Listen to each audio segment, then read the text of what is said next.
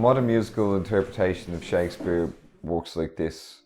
I take each scene of the play and turn that scene into a song. And each scene is from a different character's perspective, usually the most important character of that scene, or what I think is the most important character. And taking Shakespeare's original lines, at least 95% of them, and adding some of my own in to sort of make it a better song. That in turn is what makes up a modern musical interpretation.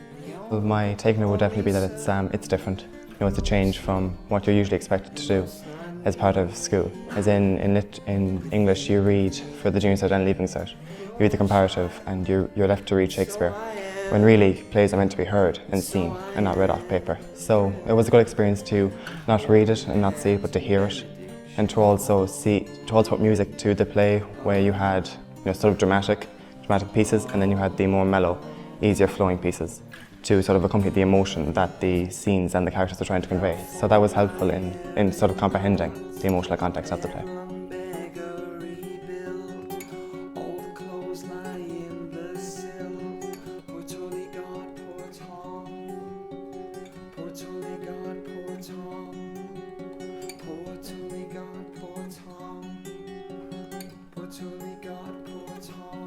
We all have songs, that we can't get out of our heads all the time. And I think a tune makes things easier to memorize and keep in your head. If you're there in the exam, humming along, then it's fine.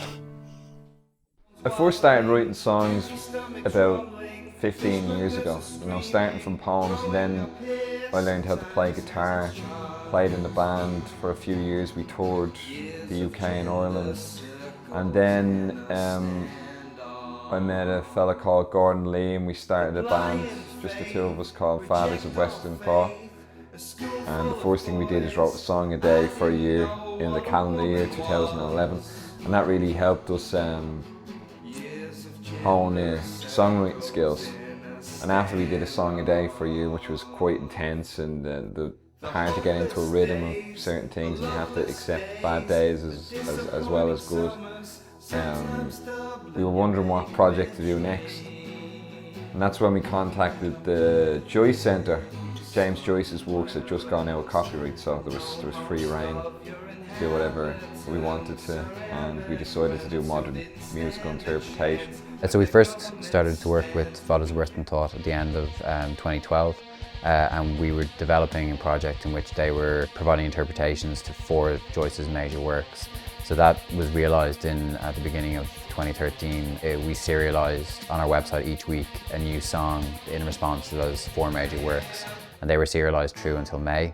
Then, as part of the Bloomsday Festival in June 2013, Fathers of Western Thought performed these interpretations, these 4 different interpretations at 4 different venues in the city, and that was a major part of the Bloomsday programme for that year.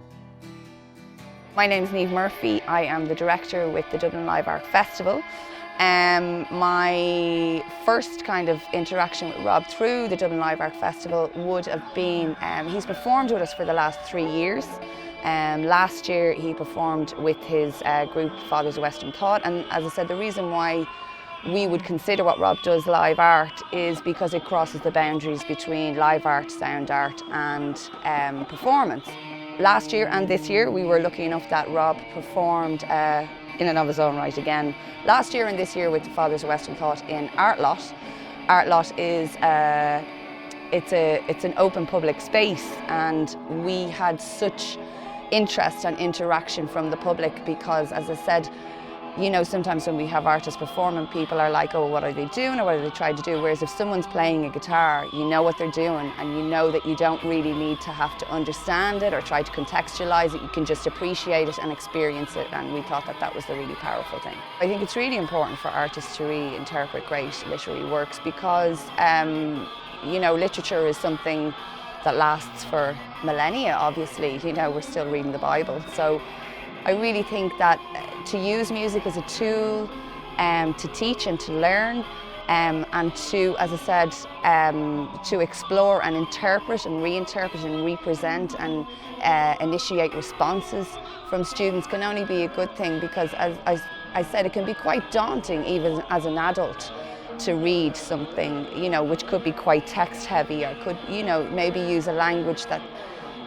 is far apart from the language, the everyday language that people use now. And I think that using music as a conduit to try to tap into an understanding and a different appreciation of text, I think is definitely an amazing thing, and should be definitely encouraged and supported. I think it was probably, you know, from Block T side of things, I think that when we started out, the philosophy behind it was to sort of open the doors to the public and invite them into, you know, to this whole world that's happening, you know, essentially underground. So, you know, again, we were delivering exhibitions in a different way. So we were including music and other mediums of entertainment and creating a different atmosphere, one that didn't exist before really. Art was very much confined to galleries and traditional sorts of exhibitions and that kind of thing, and as a result it was the same people attending all of the exhibitions. It really wasn't reflective of society, it was just reflective of what these few people thought of society. And it was very much a sort of pat in the back all around for everybody, and no one was really pushed to be more creative and to push the boundaries in any way. So our philosophy and the Fathers of Western Thought's philosophy sort of combined a little bit, and it was a good fit for us because they were really pushing things out there as well. I mean, the 365 project was a huge undertaking, and something that we really respected and thought, well, great. I mean, we really should, you know, shine a light on these people. And essentially, it's an art project. It's an installation project almost, and we were happy to be able to combine those two worlds, so the traditional art world and music, you know, installation, and combine those audiences so everyone could enjoy this in the same space. On a normal day, when I'm doing an interpretation of a Shakespeare play, for example, get up at 5 or 6 and walk down to my studio in Kilmaine and read the book. You know, every day when I start off, I usually read the book, so it's really ingrained, make notes. And then for the whole, each morning, read it or watch a production of it, which really helps. And then for the rest of the day, it's just about playing guitar, trying to write the song basically, making notes, coming up with lyrics, and recording demos. And then listening to the demos as much as possible, because there's an awful lot to remember. It was very accessible to students for a start, which is part of the purpose of the exercise. As well as that, there was a good narrative running through it in the sense that it was chronological in sequence.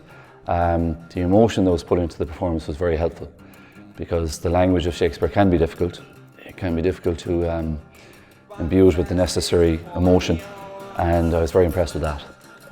As well as that, of course, the literature that was handed to the lads, of course, allowing them to follow it, was very helpful also. So a combination of the music, the narrative there to hand, and I think the performance, apart from the technical side of it being, you know, a good musician and a good singer, but there was definitely a connection with the words, and there was a connection with meaning. And it was very obvious a lot of work had gone into that. As well as that, you can only be impressed by, you know, physically how it was so consistent and sustained, because it must have been very draining to go through 26 songs in 54 minutes, but it was done so well, and a little bit of information in between each songs as well without disrupting the flow. So yeah, I was very impressed, and I think aside from it being very helpful to our lads from an exam point of view, I think in general, just as a general point to help us connect with the play, it was invaluable. So I really enjoyed it, yeah, and I recommend it strongly to any groups or anybody who wants a further study of King Lear, and it's an original and novel way of looking at it, definitely, yeah. The thing that I'd like the students to know, and the teachers, is that this is written for adults. I'm not pandering to students in any possible way. I'm not trying to simplify it, you know. So maybe, you know, if they don't enjoy it now, hopefully in a few years they go, oh, that mad fella that played guitar, taught me about Shakespeare. You know. That's a good one. You know. If they, I prefer if they didn't say mad fella.